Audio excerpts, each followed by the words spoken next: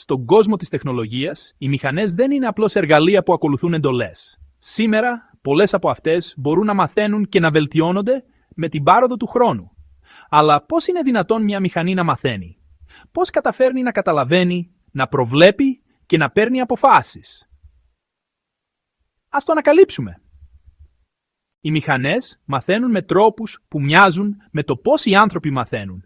Αλλά φυσικά χρησιμοποιούν δεδομένα αντί για εμπειρίες. Όταν λέμε ότι μία μηχανή μαθαίνει, εννοούμε ότι μπορεί να αναλύει πληροφορίες, να βρίσκει σχέσεις και να βελτιώνει τις αποφάσεις της με βάση αυτά που έχει δει στο παρελθόν. Αυτό γίνεται με τη βοήθεια ειδικών προγραμμάτων και αλγορίθμων που της επιτρέπουν να επεξεργάζεται τεράστιες ποσότητες δεδομένων πολύ πιο γρήγορα από έναν άνθρωπο. Για παράδειγμα, αν μια μηχανή δει χιλιάδες φωτογραφίες ανθρώπων, μπορεί να μάθει να αναγνωρίζει ποιος άνθρωπος είναι στη φωτογραφία χωρίς να της πει κανείς κάθε φορά.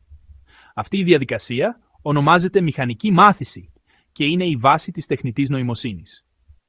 Η μηχανική μάθηση μας δείχνει ότι οι μηχανές δεν είναι μόνο εργαλεία, αλλά μπορούν να γίνουν συνεργάτες μας, μαθαίνοντας και προσαρμόζοντας στις ανάγκες μας. Όσο περισσότερο κατανοούμε πώς μαθαίνουν οι μηχανές, τόσο καλύτερα μπορούμε να τις χρησιμοποιούμε για να κάνουν τη ζωή μας πιο εύκολη, δημιουργική και ασφαλή. Το μέλλον ανήκει σε αυτούς που καταλαβαίνουν και αξιοποιούν αυτή τη δύναμη της τεχνητής νοημοσύνης.